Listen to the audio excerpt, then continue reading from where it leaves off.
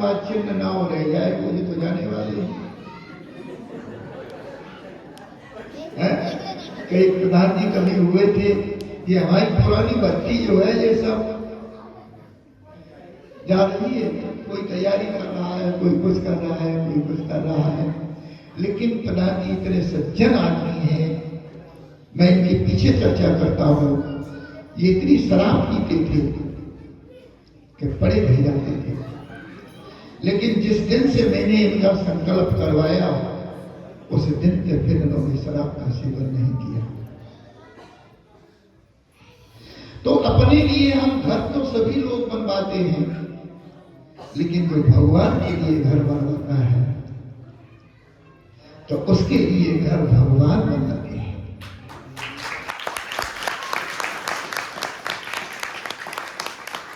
जिसकी भगवान के घर में रुचि नहीं होती है तो भगवान की उसके घर में रुचि नहीं होती है, 100 बाधाएं आ जाएंगी, लेकिन उसका पूरा होना बहुत कठिन हो जाएगा।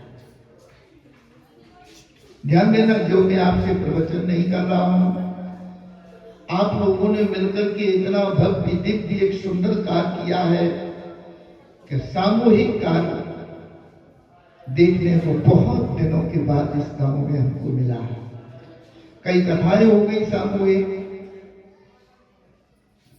सब लोगों ने मिलकर के कई भागवत कथाएं की, लेकिन आज पूरे गांव ने मिलकर के सामूहिक ये मंदिर की स्थापना की। और मैं आप लोगों को ये वचन देता हूं, शाम का टाइम है, मकर मास है, माह का महीना है, दिव्य दिन आने वाला है, और ऐसे दिन आपके मंदिर की प्रतिष्ठा होने वाली है कि इसकी प्रतिष्ठा भगवान के नाम से जुड़ जाएगी।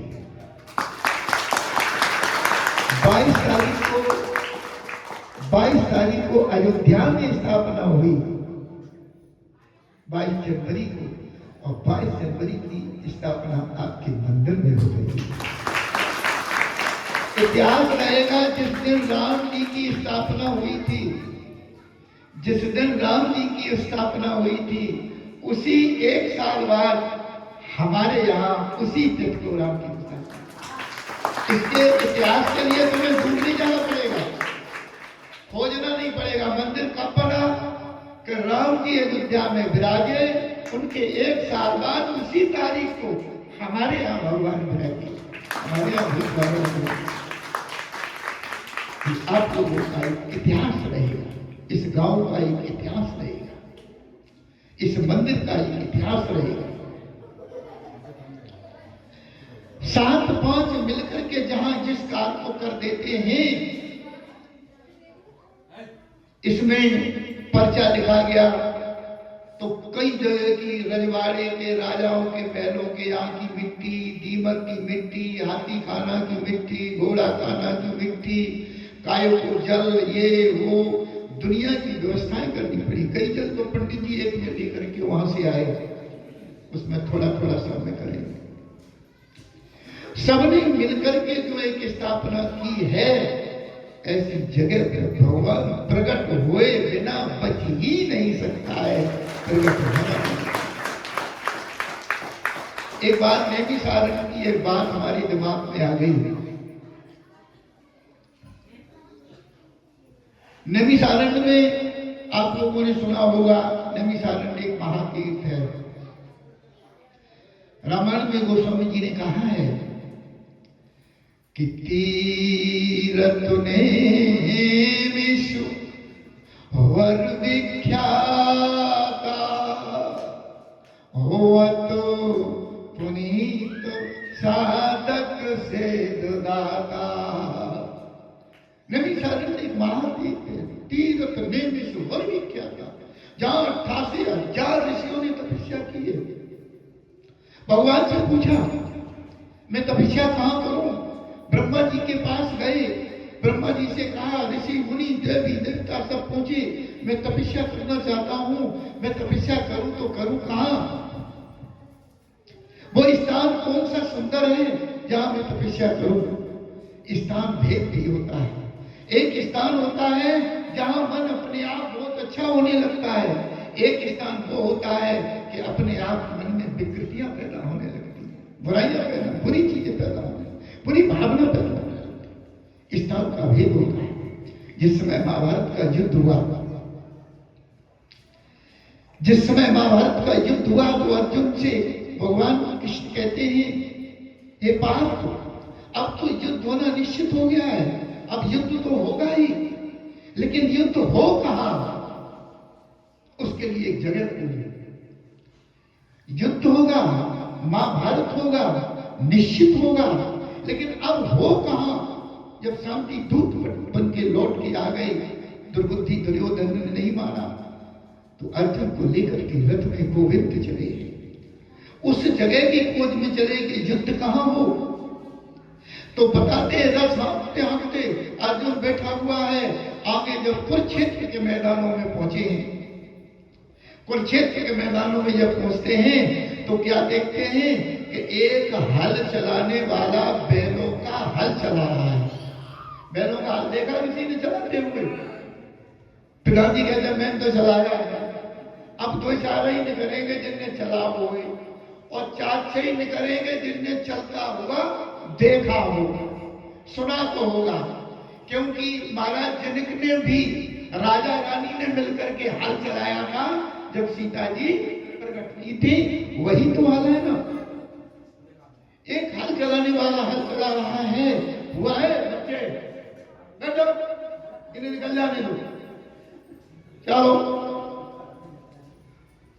भज गोविंद गोविंद गोपाला, भज गोविंद गोविंद गोपाला, भज गोविंद गोविंद गोपाला, भज गोविंद गोविंद गोपाला, बिगड़ी को बनैया नंद लाला, बिगड़ी को बनैया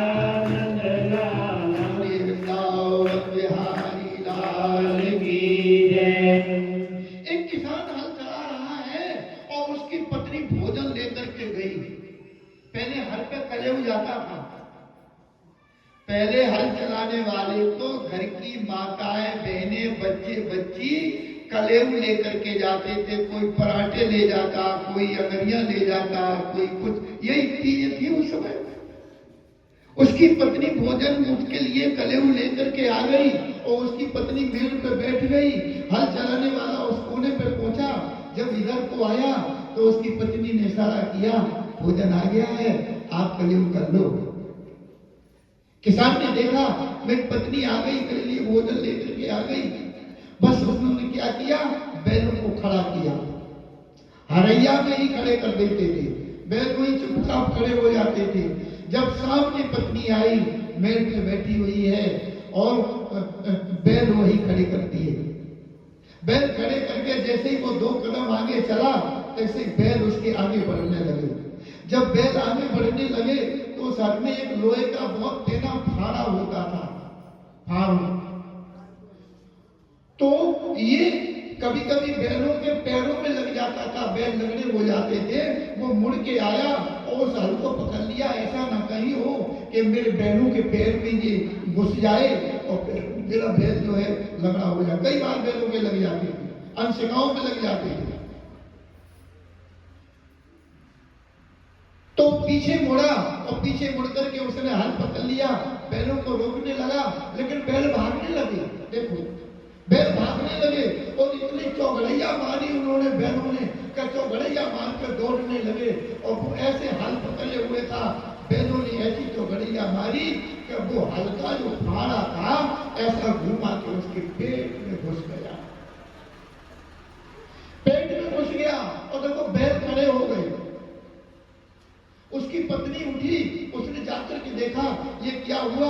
जैसे ही वो हल का फाड़ा निकाला और निकाल करके बैल चुपचाप खड़े, अब नहीं कहीं जा रहे हैं, और उसको जब देखा तो उसकी मृत्यु हो गई है, उसकी मृत्यु हो गई। पत्नी देखा इनकी मृत्यु हो गई, पत्नी ने क्या किया कि बैलों को खोला और बैलों को खोल करके छाई में बांध दिया, उनको पानी पिलाया, उनको पानी पिला करके आई वो आकर के जो कलेव लेके आई थी और फिर उसने बैठ करके उस खाना को खुद खाया और खुद खाने के बाद तब अपने पति के लिए वहां ले जाने के लिए व्यवस्था की, गांव में इंतजाम किया, सूचना दी, टटरी बनाई और उसका अंतिम संस्कार करने के लिए शमशान घाट पर ली गई।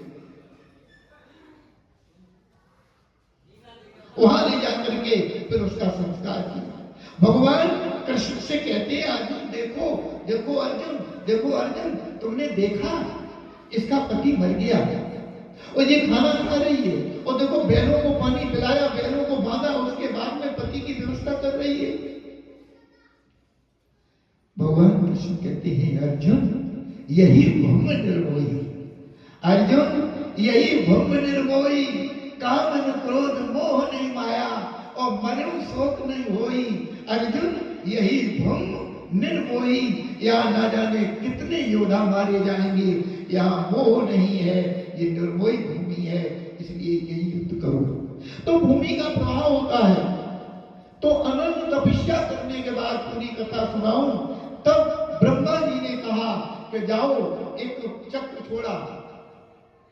पहले तो जब कह गई 10,000 वर्ष तपस्या करो, वहां वासुदेव के दर्शन होंगे और 10,000 वर्ष तक तपस्या करने के बाद तुम मेरे पास आओ, तब तुमको भजन करने के लिए स्थान बताएंगे कि तपस्या कहाँ करोगे। बोलो, पहले 10,000 वर्ष तपस्या करो और तपस्या करने के बाद तब स्थान बताएंगे कि तुम तपस्या कहाँ करो। 10,000 वर्ष के बाद लौट के ब्रह्मा जी के पास आए, उन्होंने एक मनोमय चक्र छोड़ा। जहां ये चक्र जाकर के जमीन में धस जाए, बस वही ब्रह्म पवित्र है, वही तपस्या करना।